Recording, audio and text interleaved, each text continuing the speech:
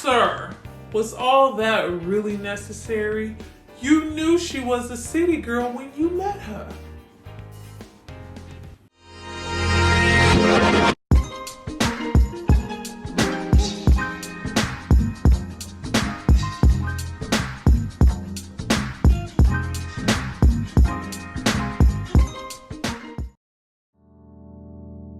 Hi guys, welcome back to my channel. It's Tyra here with another struggle review, here to discuss Carmen Jones. Now this movie is from 1954. It stars Dorothy Dandridge, Harry Belafonte, Pearl Bailey, Diane Carroll. They was here. Now before I get into why this movie is always relevant, why we love Dorothy Dandridge, and why we still sing these songs like this, I need you guys to drop down and subscribe to my channel and like this video. I'm going to give you guys a moment to do that, and then we're going to come back and discuss all things Carmen Jones. She was serving it, honey.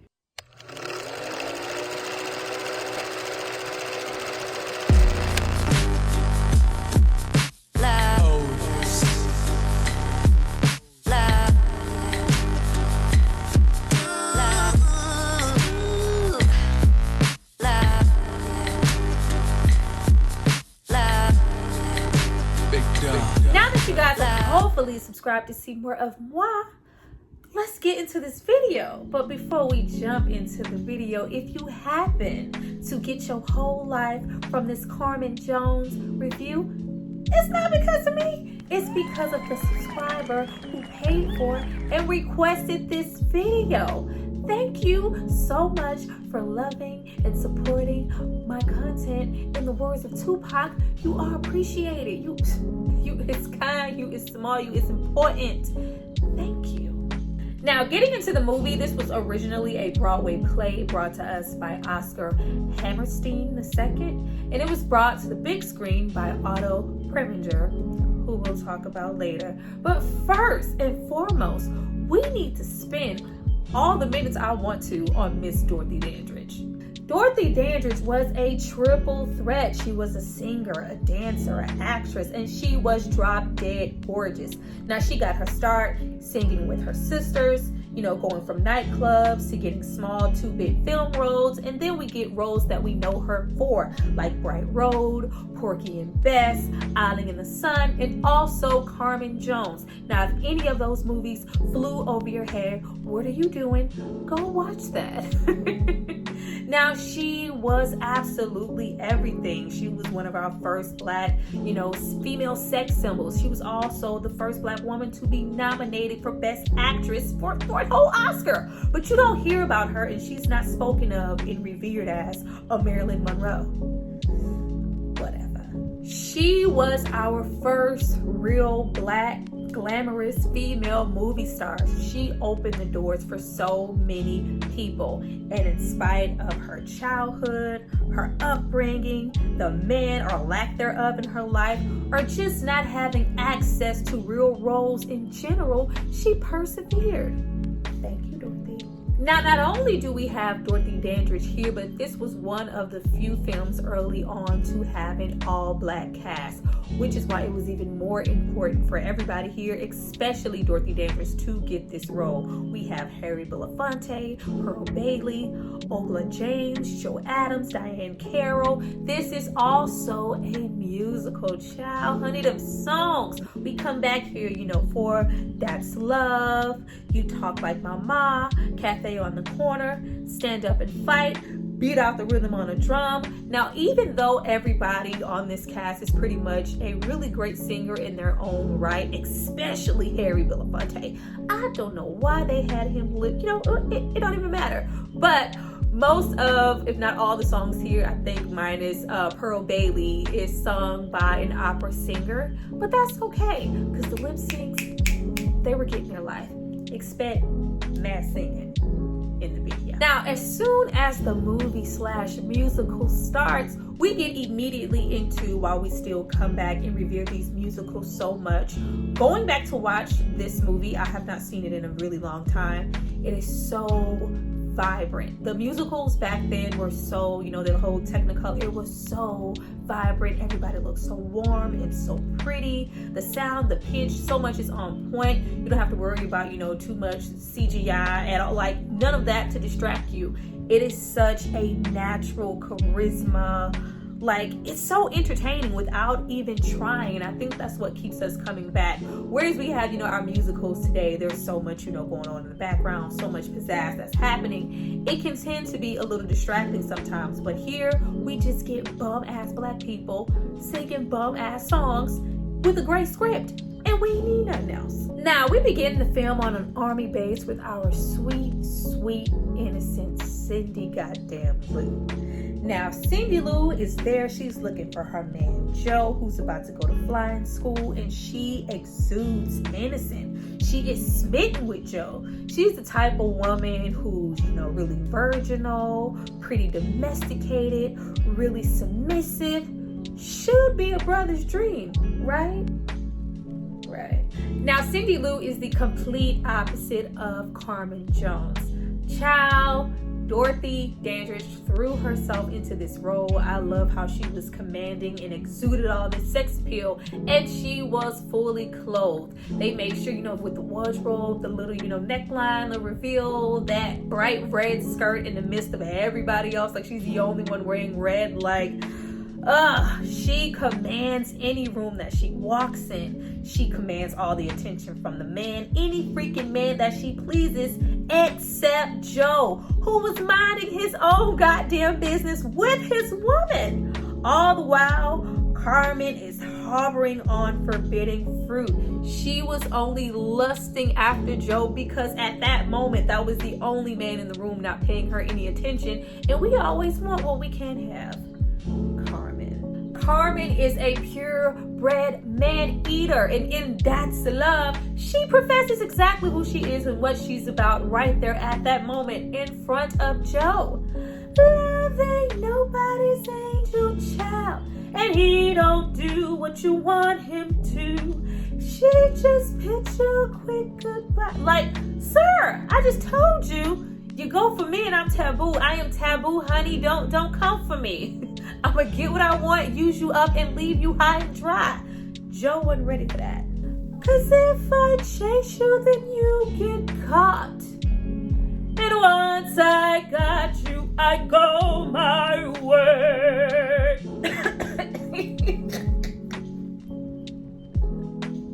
My bad. Carmen is all too va-va-voom all over Joe, all in front of poor little Cindy Lou. Cindy Lou should have been about that life.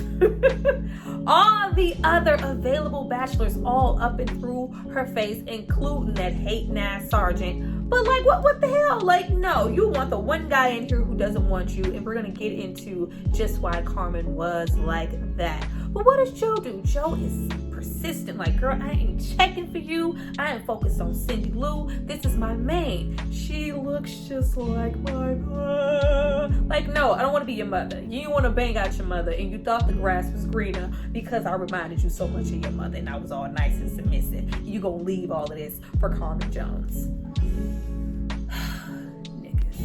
Now, with Joe being so ready to just go to flight school, marry Cindy Lou, and have a simple, planned life, what happens? A hater throws a monkey wrench in his whole little plan. Carmen, being the ratchet that she is having a whole cat fight. She gets arrested, but mostly because she didn't give that leading officer any play, and he wants to set up Joe. He wants to entice him, to entice her, to just throw a whole, just hate her. Like, how you got all this time to be a hater, sir? How? And Carmen's hot ass is all too happy to go, so she can conquer and finally get her some of Joe. That's all he was. Joe was a conquest for her. One thing in life that she couldn't have, that she just had to have just because she wanted to. She is a man eater. She didn't have any real genuine feelings for Joe. Now, at this point, we get into Carmen trying to use all her femme fatale, all her feminine wiles to get Joe not to only have him, but not get her ass locked up in Masonville. All she can think about is being caged, being trapped. I can't be trapped. Carmen needs to be free to roam. Prison, jail is the last place I could. Like, girl, you messed up this man's life for that. Like, girl, what you would have probably been in the clink a day. Relax. But no, that's not enough for her. Not only does she not want to go to jail, but she still wants to conquer Joe. Then we get into her, being revealing all over him in that little army jeep. Like, girl, wait, arrest her. If y'all don't cuff her already, pushing all up on Joe, being fast. There's a cafe on the corner. No. A place where a man takes a lady when he wants to move faster. Oh yeah, you would like that. You would love that, wouldn't you? How can a lady dance alone? How can a lady prance alone? No lady can romance alone. I'd rather have a sweetie pie. I bet you would, girl. No. Joe is still focused. Credit to Joe. He fought her off as long as he could. He tried to remain professional all the way to her. Carmen was reckless. You could see just how reckless she was. Jumping on a moving train, jumping off, rolling down. Had the whole tassel her ass. Damn near hog-tied her, thrown her over the shoulder. Like, oh, but you going to jail today. Whew. All right, Joe. Hot. Now, against Joe's better judgment, he decides to take Carmen's route to Masonville. Now, Joe, this is where I was losing it with Joe. Like, Joe, you had one job, bruh. Even though the Jeep crashed, you keep hearing her try to, not only entice him to go, you still don't trust me yet. You don't trust me. And you see him gradually give her that trust. Carmen not only gets him to go that route, but we go into this small town where, she is revered. She's so charming and alluring, and it slowly starts to work on Joe. Carmen is not only likable, but she's commanding. She's spontaneous. She's everything that Cindy Lou is not. And there's always a magnetic pull to the unknown. Now, even though when she goes home, her grandma, tells her there's something dark afoot, something looming, something, a cloud like following her, lingering, as to say, she has a short time here. Something is about to happen. But Carmen doesn't let that distract her. She is still focused hard in on Joe. Not only not going to Masonville, but she is so forceful. She commands him. She's, scrubbing the pants, polishing the shoes, cooking, she's very commanding, but very feminine at the same time. Like, it's really beautiful to watch. And then we get more into that chemistry with Harry Belafonte. Honey, they invented, black chemistry on TV. It is just so, I don't know, it looks so easy for them. I wish that they did more projects together, because not a lot of people can recapture that kind of chemistry on screen. But oh my god, it just makes you hot. And then not only do they have all of this magnetic chemistry without even touching, once they actually touch, and they're damn near, them old-fashioned kisses where they sucking each other's faces off. It's oh Lord, she really ain't want to go to jail. Now, once Joe wakes up and he's oh, Carmen, she left. What? Oh, you really thought she was going to stay? But, she lets it be known, I didn't really want to leave. Please forgive me. I just didn't want to go to jail. Leaving him himself to go to prison. Now, I, for the most part, watching this before, I felt so sorry for Joe. Oh my God, that damn Carmen. She's no good. He felt no.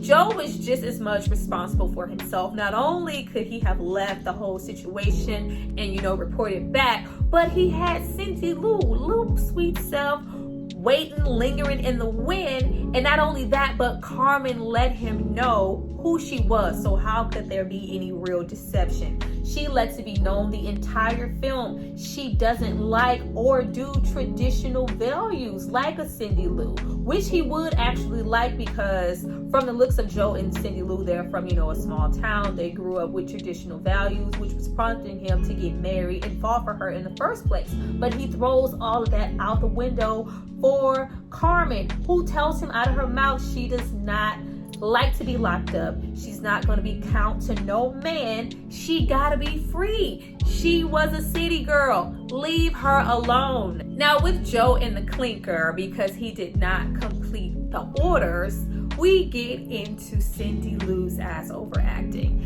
I don't know, everybody, and because I do consider the time period of the film and, you know, the musical, but Cindy Lou always, as far as acting, just kind of, I'll be like, girl, just like, oh, Joe, oh, Joey, Joe, look, oh, relax. But we get into her, you know, still waiting, pining away for Joe. She doesn't know this new curious Joe. Like, I know old Joe, who was ready to marry me and said I was like his mom. Where is that? Where's my Joe? And it's like, not only is he not there anymore, but the warnings were true. You are still pandering, panting, and waiting on Carmen Jones. You're not waiting to get out to marry me. You're waiting to see her. And child, was he waiting? He was out there singing and smelling that rose like it was the last thing smoking. Like, he was serenading the fuck out of that rose. But that's when we, you know, get into Carmen. Now, at that moment, do I feel like Carmen still had, or if any at all, had love for Joe? I don't think she quite even knew what love was. I think the sense of adventure and, you know, this long lover being lost away, it was the allure of Joe and the passion that, you know, he had. She enjoys the chase and all that other good stuff as a man-eater would. I don't think she really, you know, factored in what it would be to be with someone, especially with her being a free spirit and not wanting to be tied to no man and account to no one. You can't be that when you're in a relationship. But, you know, she sent that letter and that note, and it was on, and Joe was my like, child, I'm about to get out.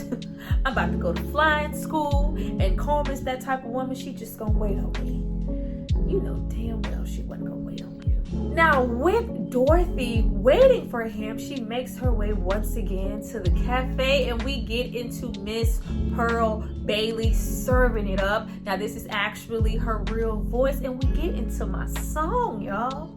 I tell you why I wanna dance.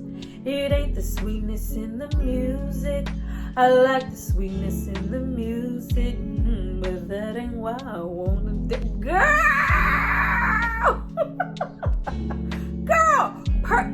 Oh! Beat Out That Rhythm on the Drum is freaking everything. It's actually my favorite song in the musical as a whole. Pearl Bailey fucked that shit up. It was absolutely wonderful. I love the dancers in the background. I love how the music crusades. Like, it is beautiful to look at. But you have Carmen coming in like, oh, Joe, I'm just waiting on Joe because I'm just gonna be with, like, she was fooling herself. Like, you like the idea of Joe. You like the passion that Joe had for you. You didn't have any intentions of being in a long-lasting relationship with this man. But anywho, not only do we get into that, you know, but after we beat out that rhythm on the drum, we get into Husky Miller showing up. Stand up and fight until you hear the bell. Husky Miller is here, and he is everything. And he spots Miss Carmen Jones, and he's smitten just like all the other men in town. And he goes into a whole ass just Me Too movement, like very possessive, controlling over her, is willing to treat her as an asset. Like, yeah, you see that right there? I need that in front at my next boxing match, or all y'all getting fired. Like, sir. So not only, you know, is the manager's job riding on Carmen's presence, but we get into all the other leeches in the form of her friends. Miss Pearl Bailey here and Diane Carey, all the royalty on screen, were nothing more than leeches like everybody else, trying to treat Carmen as a possession. Like, girl, it's for the benefit of you. Like, we're trying to help you out. This man can buy you diamonds and pearls, but all I can do is just offer you my love. He ready to splurge on you. He really, like, not only you, but, you know, if you go along with it, we can also reap the benefits of it. Like, girl, come on. Like, ma'am, it's almost, you know, like finessing her and tricking her. Like, these are your friends? These are not the homies.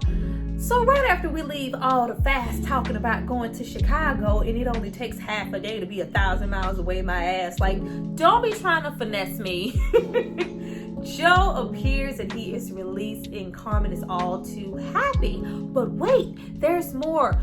He wants to go to flight school. This was his plan all along. This was your attraction. Oh, hey, boy, you're going to flight school, so you're going to be a flyer. Hey, like, this is what attracted you to him in the first place. Not only was he forbidden fruit, but he was about something. He's, trying to better himself. But to do that, he would have to leave her for a period of time. It's like, you can come visit, we can write, and unlike, him, Carmen, who, I don't want to be tied down, I can't account, I'm not going where no man like, but you want Joe to do that for you. You want him to drop everything. Like, first of all, you just got this little, like, there's more where there came from money, stuck it in your bosom. It's like, yeah, let's just go to Chicago. Why Chicago, girl? Like, that whole let's run away and let's go to Chicago, I think at that moment that was her realizing, like, I'm still Carmen. Like, what am I doing? This is becoming a little too permanent. Not only, like, boy, I was just wanting you to get out and for us to get all lusty and hot in the bedroom and for you to tell me how much you love and revered me and how beautiful I was. Ain't nobody trying to wait for you to go to fly school. But at that point of, the hating ass sergeant coming out to, you ain't, you be with a real man. Sir, she don't want you. But what does Carmen do? She entices and, toys with him, trying to make Joe jealous. And Joe pops the hell off, which was the first element of the temper that he has. It knocks him out, and it's, 4 years in the clink for hitting, an officer of a certain rank. Like, okay, well, so now we have even more incentive to run away and get to Chicago, when this was her plan alone. I think she, did that. This wasn't just about running away. She was already planning to, toy with Joe, and if, push comes to shove, I'll always have stand up and fight, and I will always have his ass in the background waiting whenever I get tired of Joe, because Carmen don't stay no place too long. Joe, you could go. This never would have happened if you kept your ass with Cindy Lip. Now, once we get into Joe going AWOL anyway, like, I can't go AWOL, babe. I can't just, stay here. I got, like, nope, you knocked him out. Now you got no choice. Let's go, honey. We're going to Chicago. But you see how she made it a point to get off the train with Joe and casually walk past Husky Middle. Like, homegirl had a plan. But in the midst of that plan, Carmen being Carmen and her being, that firecracker, she was enjoying the adventure with Joe. Like, oh, we threw, the body in the bushes. We ran away. We were whisked to Chicago on a train. And now we're held up, hiding out from the other officers, with Joe being AWOL, making passionate love in his hotel room with this loud ass train going by. Like, homegirl was living her best life, but I don't think that she really took into consideration just how long was that fantasy and that allure going to last for her, which is why when she had the opportunity to go, she jumped at it. But anywho, blow on them for me, sugar, don't try faster. She's just all, commanding, and despite, before when Joe, was kind of off-putting, he was trying to resist her. Now he is putty in her hands. They're in that room. He's the straight girl, honey. Joe was stressed out. Like, girl, where you going? How long you gonna be there? Like, when you coming back? Like, I can't leave this room. You can come and go as you please, but I am trapped here because of your ass. Now, we can't put it all on Carmen. Joe was a grown ass man. You should have let her go. But clearly Carmen had the boom doom, the Santeria, the Yoruba on him. She put that snapback on him and he just couldn't, like, girl, no. You have to stay with me. But the longer that they're in this room, you see Joe's temper and his possessiveness just increase. And of course, Carmen being Carmen, she is used to this. Like, what man doesn't want to possess and have me? But it's like slowly starting to wane on her. But she's still calm and okay and going to Pearl and Diane and them to try to get some funds. Like, we're running low, we're in this room. But The leeches are at it yet again. I love how the hotel was like right next to the boxing rink. Like, homegirl had a plan. You cannot tell me that she did not. Like, she was always planning in my eyes to have Husky Miller in her back pocket. But she didn't really like the idea of that moment. Husky being really possessive himself, treating her as an asset, kind of like groupie-ish, like, yeah, have her in the front, girl, you can have anything you want, like, I'm willing to, like, Carmen can't be bought. Like, if you approached me the right way, probably would have been left, Joe, but you coming at me throwing your money. Not only that, but I have 4 people in my face holding me accountable for their job, their, you know, financial security, their home, like, Pearl. That is not my responsibility, but they're steady pushing her like, girl, just go. If you ask, you can get it. The well is running dry, girl. He don't want to buy me no more minks. Like, ma'am, go get a job. But everybody's, you know, just pushing. She's like, no, I'm trying to be with Joe. He's in that room. He's waiting. And, you know, instead of coming up off some ass for some cash, she goes to pawn something. But Joe being Joe and knowing, you know, Carmen, like, okay, where did you get that money? You didn't have that. You have food. You have new dress. What is going on? But not only does she have this pressure on her, like, girl, can you help? If you don't, you know, come around and, you know, make him feel at ease, make him feel like you want to be with him, maybe entertain him, he's not going to give us any money anymore. And he's also going to fire his manager. Could you just help us out for a minute? Like, girl, I want to, but you know, but by the time she makes it back to the room and you see, like, child, Joe is mad. Like, girl, where are you going? You putting on a dress. And the more possessive he becomes, like, you know, you can't just leave. Like, you can't just leave me. If you're not with me, you're not going to be with anybody. It's just like, oh, like, you know what? I was just going to, you know, just maybe go hang out and entertain Joe just a smidge. But with you all up on my neck like this, yeah, I might come back. Like, but you know, she's toying with him and not thinking of the measures and everything that he's given up to be in the position that he is in. Now, he put himself there, but she had a hand in it of making him feel like, you know, he was the only one, damn near the love of her life. They were gonna be together, and it's just like, no, remember when you wrote me that and you sent me this flower, girl? I'm still holding on to that. Where is that passion that was in that letter for you to stay here and be with me? Like, yeah, you're cooped up in this room, but I don't have to be. I got places to go and people to see. Stand up and fight until. Now, by the time we get towards the end of the movie, things start to wrap up rather rapidly. I always wish towards the end that we got, you know, a few more scenes, a couple of more things injected, but it does what it needs to do to give us the gist that, yeah, I'm feeling caged, I'm feeling trapped, Joe up in here tripping. Let me go see what Husky Miller is about, you know, and he was all too ready and waiting for a heat wave. Had fired the managers and everything, like, wow, she's there. Like, the way that she was treated as a token in a possession, like, it was like, ugh, like, you know, like, oh God, it was just so icky to watch and hear, to have like, hey, you need to have her there. Like, I want her. Like, I claimed her. I want her here. Yeah.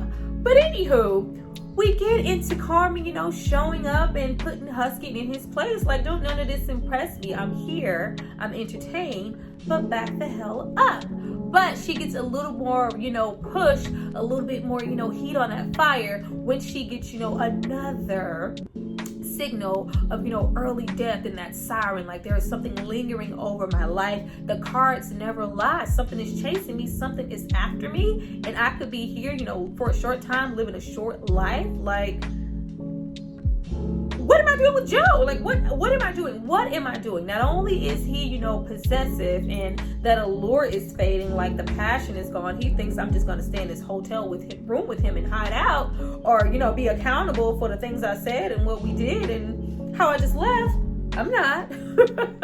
Not only am I not, but I am just about to full-blown throw myself into this relationship with Husky Miller, and everybody's gonna be better for it, y'all. The diamonds and the minks and the furs and the feathers were overflowing. Everybody was having a good old funky time, especially Carmen. Once we get into, you know, my Joe, like, oh, Cindy shows up.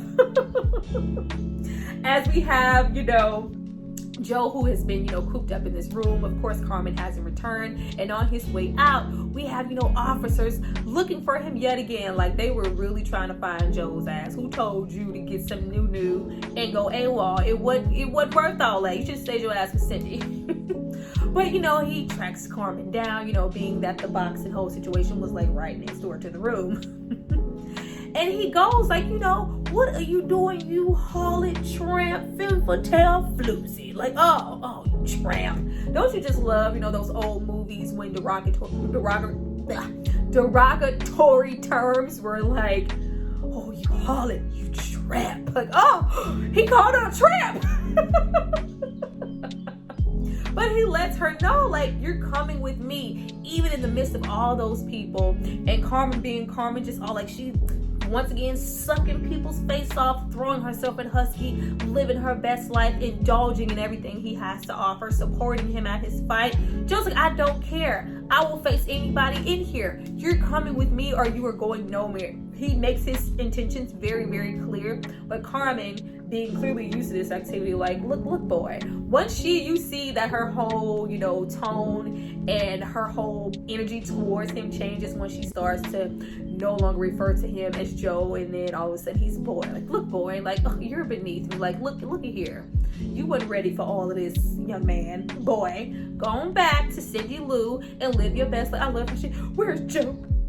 You're the only one who would know where he is. You're in the, like, she's already in the paper. How long y'all been here? Now, after, Cindy Lou's poor little heart is broken and Joe tells her to go home to her mama, like, for the 5th time. Like, sir, like, really, did you ever love Cindy? Because you ain't shit. But after that whole intense situation of Joe making his intentions very clear, pulled the whole knife on Husky and everything. Like, no, she's just like, oh, whatever, he's just tripping. Like, go away, boy. Keep on running, being AWOL. I'm about to live my best life in my fur. And I'm about to, parade and hooray my man on in the midst of his fight. Like, she was so unconcerned with Joe and did not take anything serious. I love, that small effect of them trying to intensify Joe's look and make him look, worried and upset. So we add a little perspiration and shade in those eyebrows and put, some darkness under here. I was like, oh, y'all just gonna really put that eyeliner on Harry, okay? But y'all, he mad. He's mad. He's lingering and looming and watching. Very stalker at this point. Like, he was waiting to get her. I'm like, oh Lord, like,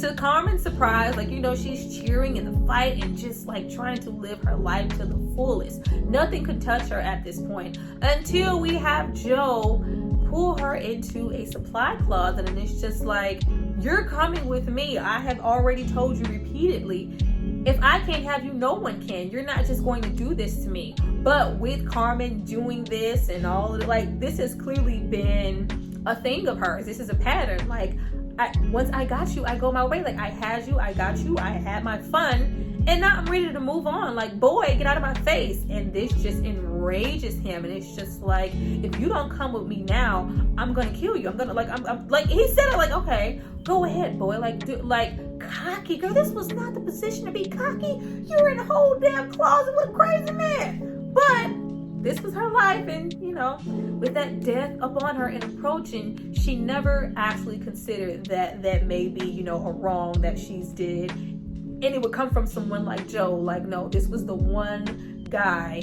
that you thought that you could just, va-va-voom, bang, bang, bang, and walk away from, and you were wrong. And he whole ass strangles her in that closet. You're never gonna be able to do this to anybody else. Like, I'm not only gonna take you out because you don't want to be with me, but I'm trying to save other men. Child, when she threw that ring, and I said no. I was like, oh no, girl, you was coming. I told you it was coming. No, like, oh, girl, it was your last no. First of all, that whole scene is absolutely beautiful. I love the way that they interchange, the talking and the singing. It was just so gorgeous.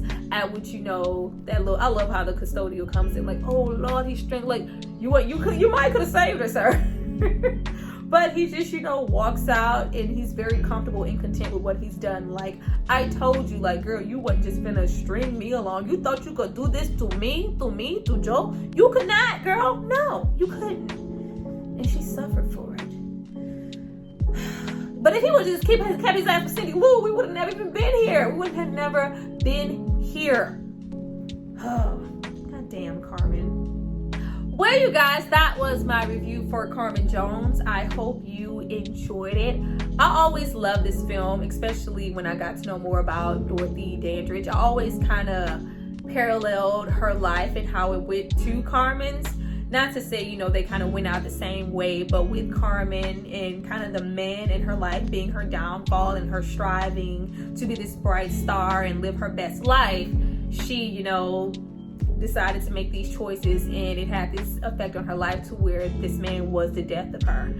But, you know, in the same token with the Dorothy Dandridge, in the way that she lived her life and the man, auto premature, oh God, the Harold Nicholas, so like all of the husbands and the man and the men who were so horrible to her, they turned out to kind of, in my opinion, be the death of her. It made her even get into that sucking place that she was, you know, for that situation to happen with her and her life be taken. But it was just like, oh. But the only right thing Otto Preminger ever did was cast her here. She did an amazing job. And for the fact that he wanted her to play Cindy Lou, she was not Cindy Lou. She was always Carmen. And that denial from him to not even want her for the role, it just pushed her so much and made her perform here so well. Now, I wish that after this role, she would have like, well, did you see Otto Preminger? Like, girl, you Dorothy. But you know, that's neither here or there. You guys, please drop down and tell me what you thought about my review. How do you feel about Carmen Jones? Have you ever even seen the movie? Let's get the conversation going. Thank you guys so much for watching this video. I'll see you guys next time. Bye.